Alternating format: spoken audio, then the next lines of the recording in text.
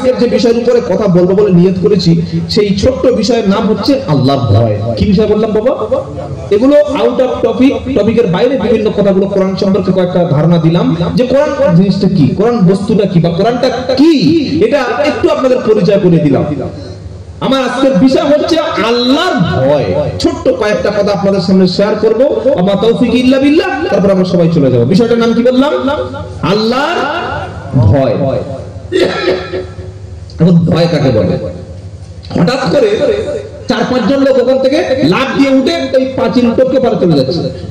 বলে কি হলো কি হলো? বলে 3 ফুট একটা সাপ এসেছে। কি এসেছে বাবা? সাপ।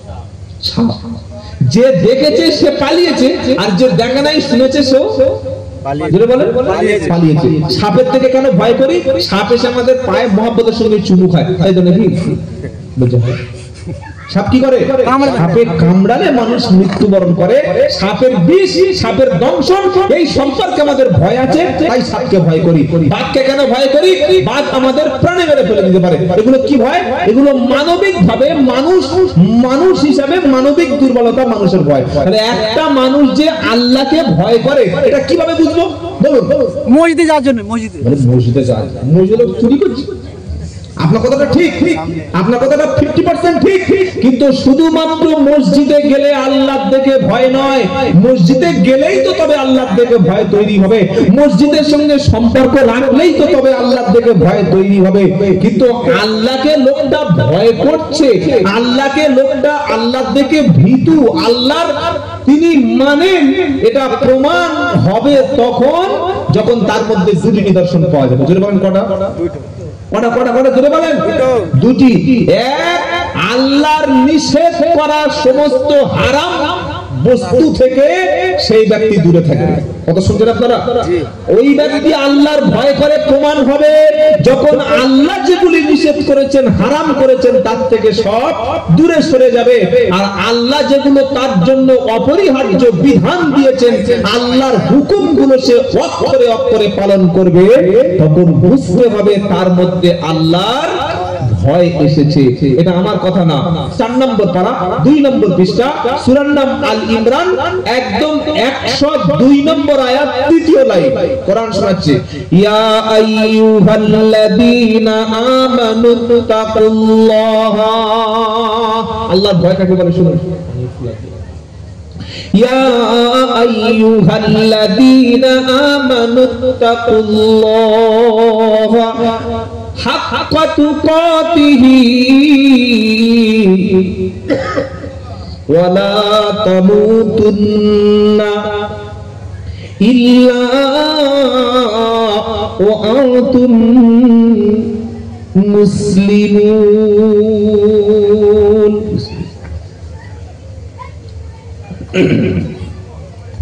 সূরার নাম বলেছি আল ইমরান, 102 নম্বর আয়াত। ইয়া আইয়ুহাল্লাযীনা আমানুত্তাকুল্লাহ। আল্লাহ তার ঈমানদারদের কোরআনে কত সম্বোধন করে ডাকছেন, কত সুন্দর ভাবে ডাকছেন। কি বলছেন? ইয়া আইয়ুহাল্লাযীনা আমানুত্তাকুল্লাহ। ও বিশ্বাসী ঈমানদারেরা। আমরা সকলে কি ঈমানদার? সকলে কি ঈমানদার? বলতে লজ্জা লাগে বাবা? ঈমানদার বলতে কি ভয় লাগে? আমরা সকলে ঈমানওয়ালা, বলুন আলহামদুলিল্লাহ। সকলে কি ঈমানওয়ালা। ইয়া আইয়ুহাল্লাযীনা আমানুত্তাকুল্লাহ। হে ঈমানদারেরা, আল্লাহকে ভয় করো, হাক্কা তুকাতিহি, ভয় করার মতো ভয় করো। কিরকম ভয় গো বাবা? মসজিদে থাকলে মাথা থেকে টুপি খোলো না, মসজিদে থাকলে হাঁটুর উপরে কাপড় তোলো না, মসজিদে থাকলে মুখে কখনো বিড়ি ধরাও না, মসজিদে থাকলে কখনো ফোনের মধ্যে গান শোনো না, মসজিদে থাকলে কখনো কুচিন্তা দুশ্চিন্তা মাথায় রাখো না, আর মসজিদ থেকে বার হয়ে টুপি খুলেই মুখে সিগারেট ধরাও। রমজান মাস, সালাম ফিরিয়ে ইফতার করে বার হয়ে গিয়ে 2টো সিগারেট একসঙ্গে টানছে। হ্যাঁ, কি হলো? বললে ভাই সারাদিন যে কি কষ্ট হয়েছে আল্লাহ জানে। বিড়ি, সিগারেট, খৈনি, জর্দা, গুটকা, তেরেঙ্গা যা কিছু আছে, বর্তমান ইসলামিক গবেষণা এবং সায়েন্টিস্ট তাদের যে গবেষণা, এটা হলে সম্পূর্ণ হারাম এবং অবৈধ। যে কোনো ডাক্তারকেই জিজ্ঞাসা করবেন যেটা কত মারাত্মক জিনিস। বিড়ি, খৈনি, সিগারেটের মধ্যে কি থাকে জানেন? নিকোটিন, বিষ। আপনি বিষ খাচ্ছেন, টাকা দিয়ে কিনে বিষ খাচ্ছেন, আর কি বলছেন? কি বলছেন? বিড়ি সিগারেট খেতে খেতে মাকরুহ, মানে এটাকে আপনি পাপ মনে করছেন না। নাউযুবিল্লাহ মিন যালিক, নাউযুবিল্লাহ। সমাজের জন্য সবচাইতে বড় ক্ষতিকারক হলো ওটাই নেশা। আজকের সরকার টাকা দিয়ে মানুষ যেন মদ কিনতে পারে, মাদকতা হতে পারে, সমাজে যেন নেশাখোরের সংখ্যা বেড়ে যায়, সেজন্য বিভিন্ন এলাকায় নতুন নতুন করে মদের লাইসেন্স দিচ্ছে। তবে আপনাদের এই কাল্লা এলাকায় কোনো মদের দোকান আছে বলে মনে আছে? নাকি আছে? থাকলে মুসলমানরা তো খায়, মুসলমানরা মদ খায়।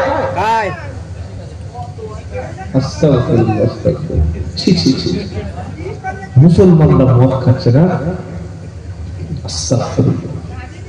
মদ সম্পর্কে কোরআনে 3টা আয়াত আছে। 2 নম্বর পারা 13 নম্বর পৃষ্ঠা 12 নম্বর লাইনের 119 নম্বর আয়াত। আল্লাহর ভয় কাকে বলে? নবীকে প্রশ্ন করা হলো, ইয়াসআলুনাকা আনিল খামরি ওয়াল মাইসির, নবী আপনি বলুন মদ এবং জুয়া কি? আল্লাহর নবী চুপ আছেন। আল্লাহ জিবরাইল এসে বলছে, নবী বলুন, কুল ফীহিমা ইসমুন কাবীর, নবী আপনি বলুন মদ এবং জুয়া এই দুটি পাপ। এগুলো কি? পাপ। তবে ও মানাফিউ লিন-নাস, মদ এবং জুয়ার মধ্যে উপকার আছে। কে বলছেন? কথা বলেন না। আল্লাহ বলছেন, আল্লাহ নিজেই বলছেন মদ এবং জুয়ার মধ্যে উপকার আছে। যারা মাতাল, যারা মদখোর, তারা বলতে এই বক্তাটা আগে আনতে পারলি না কেন? বলবেন? হ্যাঁ, মদ আর জুয়ার মধ্যে উপকার আছে, এটা আল্লাহ নিজেই বলছেন। তারপরে কি বলছে? ওয়া মানাফিউ লিন-নাসি ওয়া ইসমুহুমা আকবারু মিন নাফইহিমা, উপকার যদি থাকে 1%, ক্ষতি আছে 99%। ক্ষতির চাইতে উপকারের চাইতে ক্ষতি বেশি। কিসে? মদ এবং জুয়ায়। এখন প্রশ্ন হলো মদের লাভ কি? 1 নম্বর লাভ সরকারের। কাল্লা আর বলছেন না কেন? জনগণ যত বেশি মাল কিনবে তত সরকারের কোষাগার বেশি বৃদ্ধি পাবে। বুঝতে পারছেন? এই কদিন দুর্গা পূজা হলো, যা মদ বিক্রি হয়েছে তার থেকে বেশি মদ বিক্রি হয়েছে কালী পুজোর রাত্রে। লাভ কার? সরকার। জোরে বলেন। তোরা খেয়ে মর, রোড অ্যাক্সিডেন্ট কর, পুলিশ তুলে এনে থানায় রাখবে বডি। তোরা খেয়ে বউকে মারবি, অত্যাচার করবি, কেস হবে, কিন্তু টাকা তো আমি পেয়ে যাব। লাভ কার? যদি বলেন যত বেশি মদ লোক খাবে তত মাতাল বাড়বে, সমাজ তত ধ্বংস হবে। কোরআন শোনাচ্ছে লাভ যদি 1% থাকে, ক্ষতি হচ্ছে 99%। তাহলে হালাল না হারাম? হারাম। নবী বললেন মদ এবং জুয়া এটা সমাজের জন্য, কোরআন বলল ক্ষতি। এই আয়াত যখন নাজিল হলো তখন মক্কার, তখন মানুষ, প্রচুর মানুষ তখন মদের সঙ্গে ইনভলভ ছিল মদিনায়। তখনও পর্যন্ত কিন্তু মানুষ সবাই মদ ছাড়েনি। তখনও কিছু মানুষ মদখোর ছিল। দ্বিতীয় মদের আয়াত 5 নম্বর পারা 4 নম্বর পৃষ্ঠা 3 নম্বর লাইন 43 নম্বর আয়াত। ইয়া আইয়ুহাল্লাযীনা আমানু লা তাকরাবুস সালাত ওয়া আনতুম সুকারা, ও বিশ্বাসী ইমানদারেরা তোমরা নামাজের ধারেই যাবে না, নামাজের কাছেই যাবে না। কখন যাবে না? যখন তোমরা নেশাগ্রস্ত মাতাল হয়ে থাকো। আজকে সকালে একটা বক্তব্য শুনছিলাম বাংলাদেশি এক পীর সাহেব বলছে মদ বা গাঁজা, গাঁজা হারাম নয়, নেশা হারাম নয়। আপনি তো বলছেন নাউজুবিল্লাহ, সে বলছে সুবহানাল্লাহ। বলে কেন? বলে নেশা হারাম হবে কেন? টাকার নেশা, ঘর বাঁধার নেশা, মাল কামানোর নেশা, জমি জায়গা তৈরি করার নেশা, ভালো সুন্দরী নারীর পিছনে ঘোরা এটাও নেশা, খেলা করা এটাও নেশা। তো এগুলো যদি হারাম না হয় তো মদের কাছে হারাম হবে কেন? যুক্তি দেখছেন কি রিজনিং? আহা, আল্লাহ বলছেন হ্যাঁ নামাজি ব্যক্তিরা, ঈমানদারেরা, নেশা করে নামাজের নিকটবর্তী হয়ো না। মদ সম্পর্কে আয়াত যখন নাজিল হলো, মদিনার 100-র মধ্যে 80% মানুষ তখন মদ ছেড়ে দিল। তবে দুই শ্রেণীর মানুষ তারা খুব চালাক। তারা বলল দেখ আল্লাহ তো বলেছে মদ খেয়ে নামাজের কাছে যাবি না। আল্লাহ পুরোপুরি রেস্ট্রিকশন করে দেয় নাই। আমরা ফজরের নামাজের পরে এক পাক মাল খাবো, জোহর পর্যন্ত ঘোর কেটে যাবে, নামাজে যাব, আবার ঈশার নামাজ পড়ে খেয়ে শুয়ে পড়বো, ওই মাল ফজর পর্যন্ত চলবে, ফজরে আবার নামাজ পড়তে যাব। এইভাবে গোপনে গোপনে চলছিল মদ। কুরআনুল কারীমের 3 নম্বর আয়াত নাজিল হলো মদ সম্পর্কে, ইয়া আইয়ুহাল্লাযীনা আমানু ইন্নামাল খামরু ওয়াল মাইসিরু ওয়াল আনসাবু ওয়াল আজলামু রিজসুম মিন আমালিশ শাইতান ফাজতানিবুহু লাআল্লাকুম তুফলিহুন। সূরা মায়দা 7 নম্বর পারা 2 নম্বর পৃষ্ঠা 1 নম্বর লাইন 90 নম্বর আয়াত। আল্লাহ বলছেন ও ঈমানদারেরা, নিশ্চয়ই মদ, জুয়া, বেদি, লটারি এগুলি সব শয়তানের কাজ। তোমার জীবনে যদি তুমি সফল হতে চাও, কল্যাণ চাও, লাভ চাও, ভালোভাবে বাঁচতে যদি চাও, মদ এবং জুয়া থেকে তোমরা বেঁচে থাকো। শয়তানের একটা টার্গেট আছে। কি টার্গেট? কোরআন শোনাচ্ছে ইন্নামা ইউরিদুশ শাইতানু আই ইউকিয়া বাইনাকুমুল আদাওয়াতা ওয়াল বাগদাউ ফিল খামরি ওয়াল মাইসির। শয়তান চায় তোমাদের ভাই ভাইয়ের মধ্যে, সমাজের মধ্যে, প্রতিবেশীর মধ্যে, গ্রামের মধ্যে, অঞ্চলের মধ্যে মারামারি লাগিয়ে দিতে, হিংসা বিদ্বেষ বাড়িয়ে দিতে। তোমাদের পরস্পরের মধ্যে হিংসা বিদ্বেষ মারামারি এটা হোক শয়তান চায়। এটা মদ আর জুয়ার মাধ্যমে শয়তান ঠিক করে দেয়।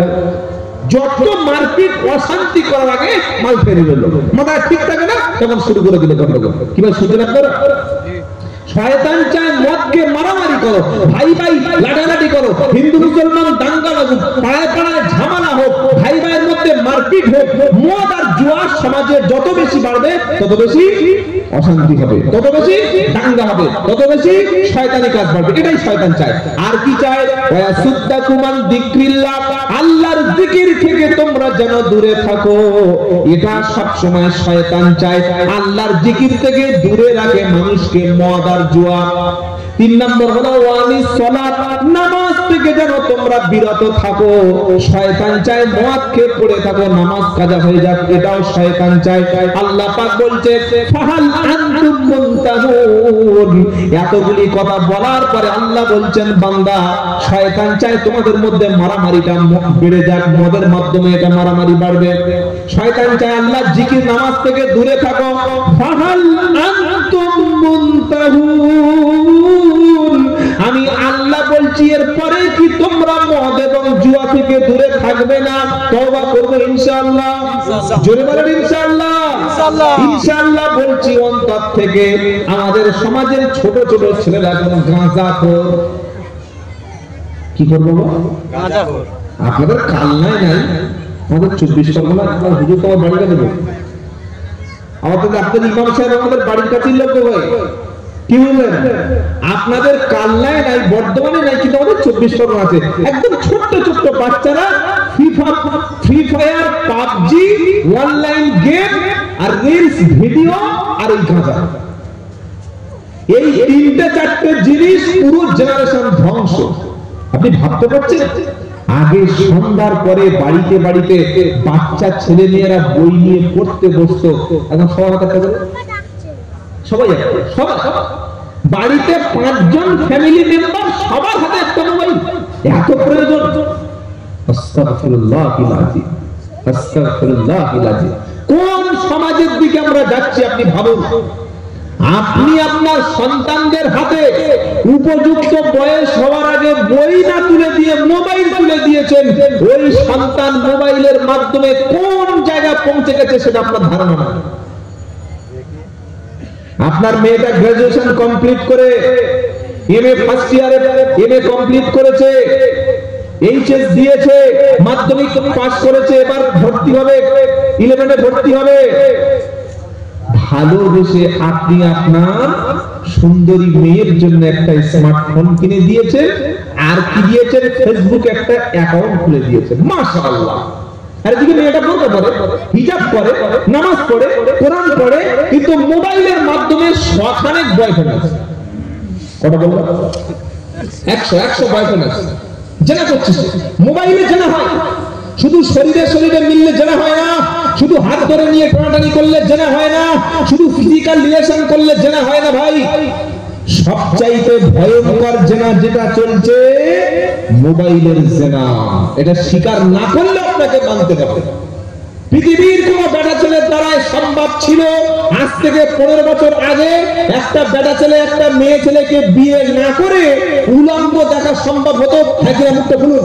হ্যাঁ, বিয়ে না করে যে কোনো মেয়েকে তার সঙ্গে একটু কথা বলে তাকে পুরো উলঙ্গ করা পৃথিবীর কোন মানুষের পক্ষে সম্ভব? আজ থেকে 20 বছর ছিল না, ছিল না, বলবেন তো না। এখন ছেলে আর মেয়ের মধ্যে বাড়ির বৌমা, ভাবিরা, বাড়ির বিভিন্ন মেয়েরা স্বামী বিদেশে থাকে, পর পুরুষের সঙ্গে কথা হচ্ছে, অনলাইনে মেসেঞ্জারে চ্যাট করছে। করতে করতে হঠাৎ এক পর্যায়ে ছেলেটা বলছে, জান আমি আপনাকে দেখতে চাই। দেখার নাম করে পুরো ফুল উলঙ্গ শরীরটাকে পর্যন্ত বিধিয়ে দিচ্ছে। ওর মোবাইলে জানা হচ্ছে কি হয়? আপনি বলছেন আমার মেয়ে কলেজে পড়ে, খুব ভালো মেয়ে, বোরকা পরে, কিন্তু বোরকা তো ওটা আইওয়াশ করছে, কিন্তু চরিত্র মোবাইলকে ওই জায়গায় নামিয়ে দিয়েছে। এখন আপনি বাঁচাবেন কি করে? আপনার মেয়েটাকে ছেলেটাকে বাঁচাবেন কি করে? বাঁচানোর জন্য আপনার মোবাইলে ছেলে কাদের সঙ্গে কথা বলছে, কাদের সঙ্গে সম্পর্ক আছে, আপনার মেয়ে ফোনের মধ্যে কোন কোন অ্যাপ, কোন কোন ফাংশন ইউজ করে, কাদের সঙ্গে তার সম্পর্কগুলি প্রত্যেক দিন আপনাকে চেক করতে হবে। প্রতিদিন আপনাকে খবর নিতে হবে। কেন?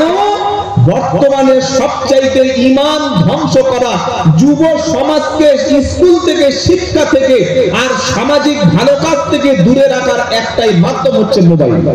এটা মদের চাইতে বড় নেশা, এটা গাঁজার চাইতে বড় নেশা, হিরোইনের চাইতে বড় নেশা, এটা ফেন্সিডিলের চাইতে বড় নেশা, এটা মদের চাইতে বড় নেশা। মদখোর টাকা না পেলে 3-4 দিন মাল না খেলে বেঁচে থাকবে, কিন্তু যারা মোবাইলের নেশায় পড়ে গেছে 2 ঘন্টা না দিলে হার্ট অ্যাটাক হয়ে যাবে। পায়খানা করছে তার মধ্যে মোবাইল। নাউযুবিল্লাহ মিন যালিক। অথচ আপনি জানেন না যে আপনার কাজগুলি সব বেকার হচ্ছে। কোরআনুল কারীম আল্লাহ পাক শুনিয়ে দিচ্ছে, কিরামান কাতিবিন ইয়ালামুনা মা তাফআলুন। সম্মানিত লেখকগণ, তোমরা যেটা করছো, যেটা বলছো, সব কিছু তারা জানে। কারা জানে? আমাদের সঙ্গে ফেরেশতারা আছে। আরো কি আছে? ওয়া কুল্লু ইনসানিন আলজামনাহু তাইরাহু ফি উনুকিহি ওয়া নুখরিজু লাহু ইয়াওমাল কিয়ামাতি কিতাবান ইয়ালকাহু মানসুরা ইকরা কিতাবাকা কাফা বিনাফসিকাল ইয়াওমা আলাইকা হাসিবা। কোন অফিসে যদি সিসি ক্যামেরা লাগানো থাকে, কোন বিশাল একটা বড় সুপারমার্কেট, কোন মলের সামনে, রেস্টুরেন্টের সামনে সিসি ক্যামেরা লাগানো থাকলে সেখানে মানুষ অপরাধমূলক কাজ করে না। সে ভাবে আমি যেটা করছি সবগুলি রেকর্ড হচ্ছে। আর আল্লাহ বলছে 15 নম্বর পারা 2 নম্বর পৃষ্ঠা 8 নম্বর লাইনে 12-13 নম্বর আয়াত, আমার আল্লাহ বলছে প্রত্যেকের বান্দার গলায় আমি তার কাজের সব রেকর্ড গুলি আমি ঝুলিয়ে রেখেছি। আমার দেওয়া সিসি ক্যামেরা তোমার গলায় রেখে দিয়েছি বান্দা। যা কিছু বলছো, যা কিছু দেখছো, যেদিকে যাচ্ছ, সব কিছু রেকর্ড হচ্ছে। যেদিন কিয়ামত হবে, বিচার হবে, সেদিন আমি বলবো ইকরা কিতাবাকা, পড়ো তোমার মেমোরির মধ্যে কি কি আছে, তোমার আমলনামায় কি কি আছে, সব তুমি পড়ো। বান্দা সেদিন পড়তে থাকবে, আল্লাহ শোনাবে কাফা বিনাফসিকাল ইয়াউমা আলাইকা হাসিবা, আজ তোমার হিসাব তুমি নিজে নেওয়ার জন্য যথেষ্ট। আল্লাহ আপনাকে ধরে ধরে হিসাব করবে না, বলে কি করেছিস, যা কাজ করছিস সবগুলো পড়ো, তুমি পড়ো, তোমার হিসাব তুমি দেওয়ার জন্য যথেষ্ট। কোথায় যাবেন বলো, যাবেন কোথায়? আপনার সঙ্গে আল্লাহর পক্ষ থেকে সিসি ক্যামেরা রয়েছে। তাই যুবকদের বলবো, ভাই খারাপ বন্ধু বান্ধবের সঙ্গে মিশবে না। যারা মদখোর, যারা গেজাখোর, যারা অশিক্ষিত, যারা মাতাল, যারা দেশদ্রোহী, যারা অসামাজিক, যারা সমাজ বিরোধী কাজ করে, যারা রাষ্ট্র বিরোধী কাজ করে, যারা মানবতার শত্রু, যারা নেশার জগতে চলে গেছে, অনলাইন জগতে চলে গেছে, যাদের পড়াশোনা নাই, সামাজিক কোনো ভালো কাজ নাই, এদের সঙ্গে বন্ধুত্ব করা যাবে? জোরে বলুন, কাদের সঙ্গে বন্ধুত্ব করবেন, কাদের সঙ্গে চলবেন? কোরআন শুনিয়ে দিচ্ছে, ইয়া আইয়ুহাল্লাযীনা আমানুত্তাকুল্লাহা ওয়া কুনু মা'আস সাদিকিন। সূরা তাওবা 11 নম্বর পারা 5 নম্বর পৃষ্ঠা 5 নম্বর লাইনে 119 নম্বর আয়াত। আল্লাহ বলছেন, হে বিশ্বাসী ঈমানদারেরা, এখানেও আল্লাহ বলছেন আমাকে ভয় করো, ওয়া কুনু মা'আস সাদিকিন, সত্যবাদীদের সাথে তোমরা থাকো। সুবহানাল্লাহ। কাদের সাথে? মদখোর, সুদখোর, জিনাখোর, বেনামাজি, মাতাল, সমাজ বিরোধী, চিটিংবাজ, চোর, ফ্রড, জোচ্চোর, এরকম ব্যক্তির সাথে আমাদের বন্ধুত্ব রাখা জায়েজ হবে না।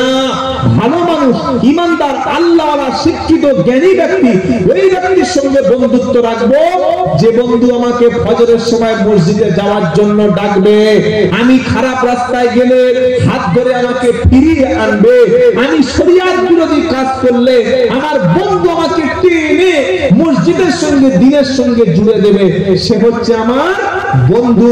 আল্লাহ বলছেন আল্লাহকে ভয় করো আর সত্যবাদীদের সঙ্গে থাকো। কাদের সঙ্গে থাকো? যেটা বলে সত্যবাদীদের সঙ্গে। তাহলে আল্লাহর ভয়, প্রথমে যে আয়াতটা তেলাওয়াত করলাম, আল্লাহ বলছেন আমানুত্তাকুল্লাহা হাক্কা তুকাতি, ভয় করার মতো ভয় করো। আর ফালা তামুতুন্না, তোমরা মৃত্যুবরণ করবে না, ইল্লা ওয়া আনতুম মুসলিমুন, যতক্ষণ তোমরা পরিপূর্ণ মুসলমান না হচ্ছ। মুসলমান না হয়ে মরা। মুসলমান কাকে বলে? যে ব্যক্তি জুমার দিনে নামাজ কাজা করে বিবিকে নিয়ে শ্বশুর বাড়ি যায়, সে মুসলমান। জোরে বলেন। যে ব্যক্তি নিজের বিবিকে বন্ধন অফিসে পাঠায়, সুদখোরের কাছে পাঠায়, তাকে কি কখনো মুসলমান বলা যায়? যে ব্যক্তি নিজের ছেলের বিয়ে দেওয়ার পরে গরিব মেয়ের বাপের কাছ থেকে জুলুম করে, প্রেসার ক্রিয়েট করে 5 লাখ টাকার মাল দাবি করে, ওর নাম কি মুসলমান? জোরে বলেন। মুসলমান হলো সে আল্লাহ এবং রাসূলের কথাগুলি পূর্ণাঙ্গ মেনে নেয়। যে কোরআন শোনাচ্ছে মুসলমান না হয়ে মরো না। তাহলে আয়াত থেকে 3টে শিক্ষা নিলাম। 1 নম্বর শিক্ষা হলো সব জায়গায় ভয় করতে হবে কার? আল্লাহ। জোরে বলেন। অন্ধকার ঘর কেউ নাই, গুনাহ করেই যাচ্ছি কেন? অন্ধকার কেউ দেখতে পায় না, কিন্তু দেখছেন কে? জোরে বলেন। আল্লাহ শোনাচ্ছে ওয়া আলামু মা ফিল বাররি ওয়াল বাহর ওয়া মা তাসকুতু মিন ওয়ারাকাতিন ইল্লা ইয়ালামুহা। সূরা আনআম 7 নম্বর পারা 12 নম্বর পৃষ্ঠা 1 নম্বর লাইন 59 নম্বর আয়াত। আল্লাহ বলছেন বান্দা ওয়া ইয়ালামু মা ফিল বাররি ওয়াল বাহর, পৃথিবীর জমিনে যেখানে যা কিছু হয় এবং সমুদ্রের মধ্যে যা কিছু হয়, সবকিছুর খবর আমি আল্লাহ পাক জানি। সুবহানাল্লাহ। শুধু তাই নয়, আর কি? মা তাসকুতু মিন ওয়ারাকাতিন ইল্লা ইয়ালামুহা, গাছের যে একটা পাতা ঝরে পড়ে, গাছের পাতা ঝরে পড়লো সেই খবরটা আমি আল্লাহর আরশে আজিমে পৌঁছে যায়। সুবহানাল্লাহ সুবহানাল্লাহ। তুমি অন্ধকার রুমে, এসি রুমে, কিংবা গোপনে, কিংবা গ্রামের বাইরে গিয়ে, লোকালিটির বাইরে গিয়ে তুমি অপরাধ করছো, তুমি ভাবছো কেউ দেখতে পায় না।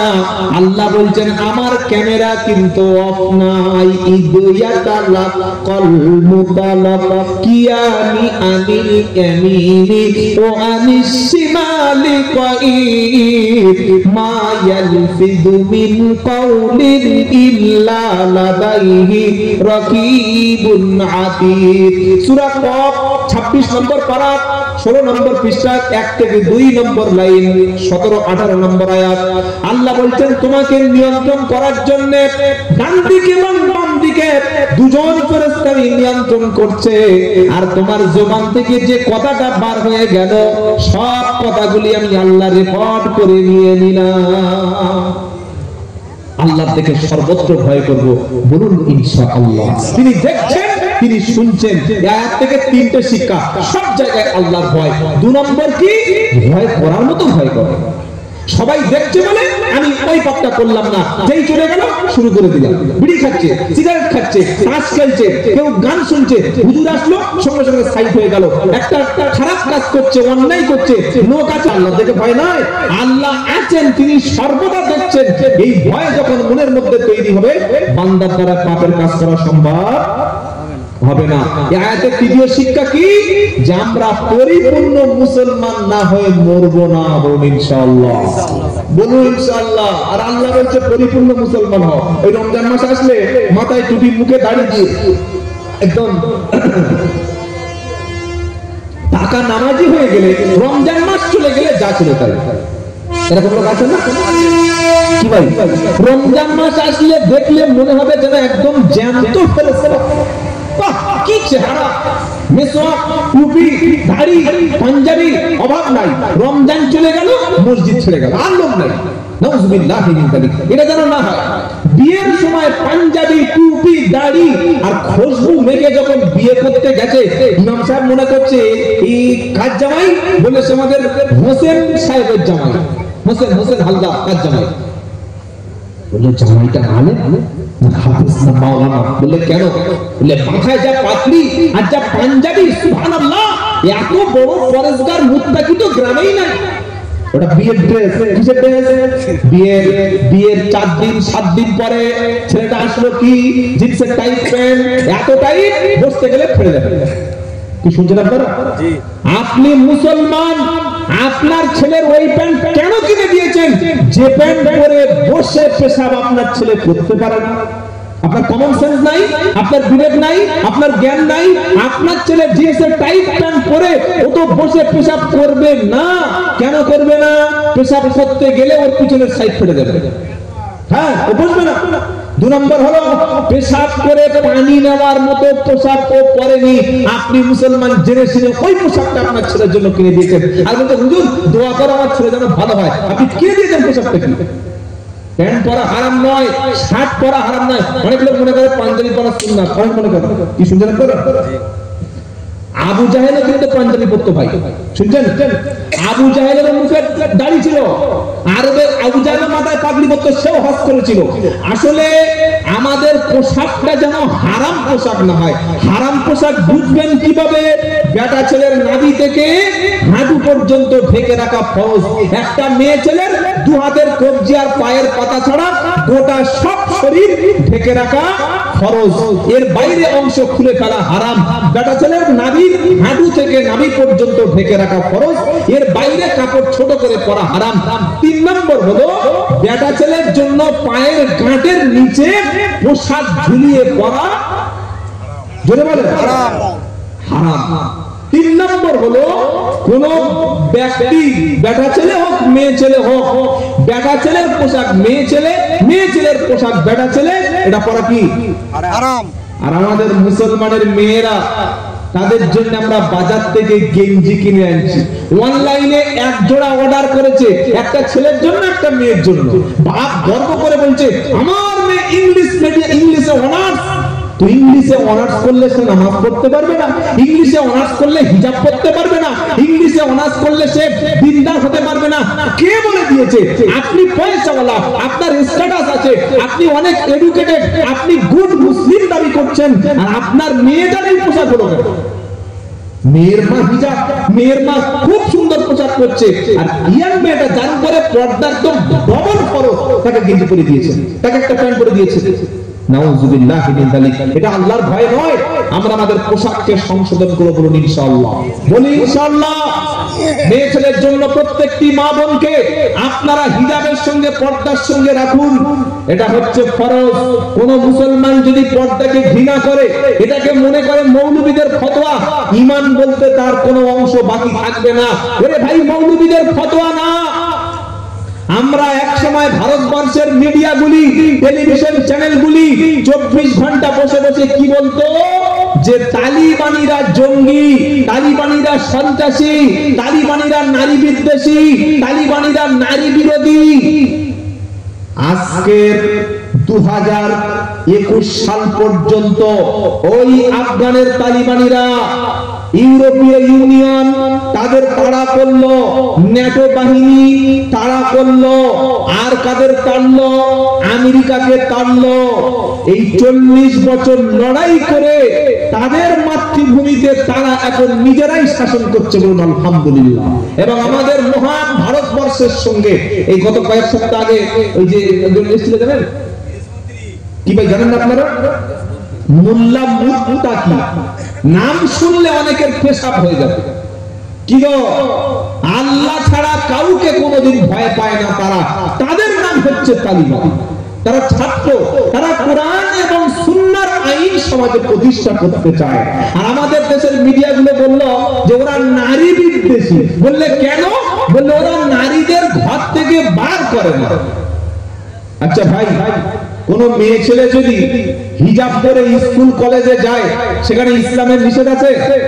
হ্যাঁ বা না বলুন? আপনার স্ত্রী যদি হিজাব পরে, আপনার মেয়ে যদি ফরজ পর্দা করে, কোন এই গার্লস স্কুলে গিয়ে যদি গার্লস মহিলাদেরকে শিক্ষা দেয়, ইসলামে মানা আছে? নাই। তবে ইসলামে মানা আছে ফ্রি মিক্সিং, পুরুষ আর নারী পাশাপাশি বসা, পাশাপাশি দেখা, পাশাপাশি ছোঁয়া, পাশাপাশি টাচ করা, পাশাপাশি গল্প করা, এটাকে অপরাধ না মনে করা। এই যে সহশিক্ষা, কো এডুকেশন, এটাই ইসলাম নিষেধ করেছে। আলাদা পড়াশোনা নারীর জন্য, আলাদা শিক্ষা নারীর জন্য, আলাদা চিকিৎসা নারীর জন্য, আলাদা ট্রেনিং নারীর জন্য, এটা ইসলাম কখনো নিষেধ করেনি। সেই কাজটা আফগানিস্তান করেছে। কিন্তু আমাদের মিডিয়াগুলো, ভারতবর্ষের মিডিয়াগুলো, এরা সব সময় সেই খবরগুলো পরিবেশন করে যে খবরগুলো পরিবেশন করলে মানুষের সমাজে একটা অশান্তি তৈরি করে দেওয়া যায়। কথা বুঝতে পারছেন কি বলেছেন? তাই কবি, একজন বিখ্যাত কবি ছিলেন বাংলাদেশে, তিনি মারা গেছেন। তিনি একটা খুব সুন্দর কথা বলে গেছেন, কি জানেন? বিপ্লবী বিদ্রোহী মৌলবাদী, কেন আমি জঙ্গিবাদী। খালি দাড়িটা রেখে মাথায় একটা পাগড়ি পরে রাস্তায় বার হলে জঙ্গি। কি বলে না? বলছে কি বলে না? অথচ জঙ্গি কারা? জঙ্গি কারা? ভালো করে খবর নিয়ে দেখো। যারা জঙ্গি কার্যকলাপে ধরা পড়ছে, স্কুল থেকে কজন পড়েছে আর মাদ্রাসা থেকে কজন পাস করেছে। কোন জায়গায় জঙ্গি ধরা পড়লে মিডিয়া মিথ্যা করে আগে ছেপে দেয় যে এটা মাদ্রাসাওয়ালাদের কাজ, কিন্তু যখন কোন স্কুলের ছাত্র ধরা পড়ে জঙ্গি কার্যকলাপে, তখন আর স্কুলের বদনাম হয় না। স্কুল বলুন, কলেজ বলুন, মাদ্রাসা বলুন, মিশন বলুন, শিক্ষা কখনো মানুষকে জঙ্গি বানায় না, শিক্ষা কখনো টেরোরিস্ট বানায় না, শিক্ষা কখনো মানুষকে মাতলামি করতে বলে না। শিক্ষা মানুষকে সামাজিক পর্যায়ে নিয়ে আসে। স্কুল, কলেজ, ইউনিভার্সিটি, মাদ্রাসা, মক্তব, মিশন যত বেশি তৈরি হবে, তত মানুষ ভালো হবে, ততই মানুষ খারাপ হবে। কি বল শুনছেন আপনারা? কবি কি বলছেন? বিপ্লবী বিদ্রোহী মৌলবাদী কেন আমি জঙ্গিবাদী, বিপ্লবী বিদ্রোহী মৌলবাদী কেন জঙ্গিবাদী। গতকাল একটা খবর আমাদের 24 পরগনায় সুন্দরবন এলাকায় কাকদ্বীপ বলে একটা পুলিশ স্টেশন আছে, কাকদ্বীপ। ওখানে আমাদের এই হিন্দু ভাইদের যে কালী পূজা হলো, কি ভাই হয়েছে তো সেই কালী পূজা তাদের ধর্ম অনুসারে তারা সম্মান করে, আমরা তাদেরকে অশ্রদ্ধা করি না। কারণ ইসলামে কোন দেবীকে, কোন অন্য ধর্মের ধর্মীয় দেবতাকে বা ঠাকুরকে গালি দিতে, নিন্দা করতে, খারাপ বলতে আল্লাহ নিষেধ করেছে। কি শুনছেন আপনারা? ওয়ালা তাসুবুল্লাযিনা ইয়াদউনা মিন দুনিল্লাহ। আল্লাহ বলেন, ও মুসলমানরা, তুমি আই লাভ মুহাম্মদ 1000 বার বলো, অসুবিধা নাই। আই লাভ আল্লাহ বলো, আই লাভ কোরআন বলো, উই লাভ মসজিদ বলো, উই লাভ রাসূল বলো, কিন্তু তুমি কোন মন্দিরের সামনে, কোন মূর্তির সামনে, কালীর সামনে, দুর্গার সামনে গিয়ে তাদের খারাপ করো না, নিন্দা করো না, বদনাম করো না। কেন করো না? তারাও তোমার আল্লাহ এবং রাসূলকে ঘুরিয়ে গালি দিতে পারে। কথা ক্লিয়ার? এইবার দক্ষিণ 24 পরগনার কাকদ্বীপ থানায় একটা বিশৃঙ্খলা মারাত্মক একটা ঘটনা গতকাল ঘটে গেছে। কি? আমাদের হিন্দু ভাইদের মা কালী মন্দির থেকে মা কালী গলাটাকে, মানে মূর্তির মাথাটাকে কেটে নিয়ে গেছে, ভেঙে। এটা মারাত্মক ব্যাপার। স্বাভাবিকভাবে শুনলে মনে হবে যে কাজটা কোনো মুসলমানের বাচ্চা করেছে। কি মনে হবে না? হবে কি হবে না? প্রশ্ন কেন তারা কাজ করতে যাবে? আমাদের রাজ্যটা শান্তির রাজ্য, হিন্দু এবং মুসলমানের সম্প্রীতি। আমি আসামে গেছি, ত্রিপুরায় গেছি, ঝাড়খণ্ডে গেছি, অনেক রাজ্যে গেছি, তবে বাংলার মতো শান্তিপ্রিয় হিন্দু, শান্তিপ্রিয় মুসলিম ভারতের অন্য কোন রাজ্যই নাই। তবে অশান্তি করার জন্য কিছু রাজনৈতিক ব্যক্তি আছে, এই কাজগুলি তারা করে। এই কাজটা যখন হলো, সঙ্গে সঙ্গে এক শ্রেণীর রাজনৈতিক লিডার তারা বলে দিল যে এটা মোল্লাদের কাজ, জেহাদিদের কাজ। আচ্ছা বলুন ভাই, ইসলাম যেখানে বলেছে অমুসলিমদের ধর্মকে গালি দিও না, অমুসলিমদের দেবদেবীকে গালি দিও না, যারা শিক্ষিত ছেলে মেয়ে, যারা সচেতন ভাই, আপনাদেরও বলছি, কোনোদিন সোশ্যাল মিডিয়া, ফেসবুকে কিংবা কোনো কমেন্ট বক্সে কোন হিন্দু ধর্ম নিয়ে গালাগালি করবে না, খ্রিস্টান ধর্ম নিয়ে গালাগালি করবে না, তাদের দেবদেবীকে গালি দিও না। কেন? ইসলাম এটাকে নিষেধ করেছে। তোমার ধর্ম ভালো কি খারাপ এটা পরিচয় তারা নেবে না, কিন্তু আমরা মুসলমানরা যদি খারাপ কাজ করি, আমাদের দেখে আমাদের ধর্মের বদনাম হবে। কি ভাই ঠিক বলছি না ভুল বলছি? কিন্তু আজকের সকালে পুলিশ ইনভেস্টিগেশন করে কি রিপোর্ট আসলো? ধরা পড়েছে একজন ওই গ্রামের লোক, নারায়ণ হালদার। হাজি সাহেব, নারায়ণ হালদার মুসলমান বলে মনে হচ্ছে? আমি এর জন্য কোন ধর্মকে ছোট করছি না। তাহলে আপনি চিন্তা করুন, কত ষড়যন্ত্র বাংলার বিরুদ্ধে চলছে, কত ষড়যন্ত্র পশ্চিম বাংলার বিরুদ্ধে চলছে। হিন্দু মুসলমান মিলেমিশে থাকে এই রাজ্যটা, এটাকে আগুন লাগাতে চাচ্ছে কারা? যারা একজন হিন্দু ভাইকে দিয়ে তাদের মা কালী মূর্তিকে ভেঙে ফেলেছে। তবে বাংলার পুলিশ আর গুজরাটের পুলিশ কিন্তু এক নয়।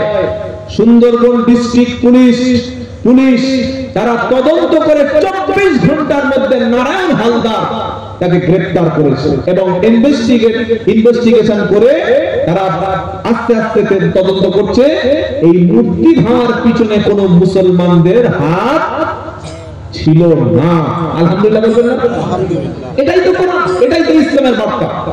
তাহলে ভাই যারা আমাদের খামাখা জঙ্গি বলে, মৌলবাদী বলে, তারা ভুল মেসেজ সমাজে প্রচার করছে।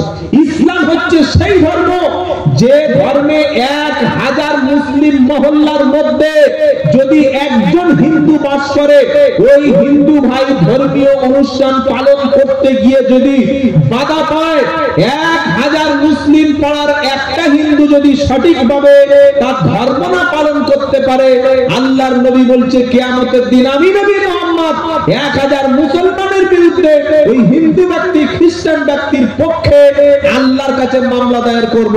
কেন? আল্লাহ বলছেন আমি সঠিক রাস্তা ভুল রাস্তা বলে দিয়েছি, বাতলে দিয়েছি। মানলে তুমি জান্নাতি, না মানলে তুমি জাহান্নামী। কথা মনে থাকবে ইনশাআল্লাহ, সবাই কথা মনে থাকবে ইনশাআল্লাহ।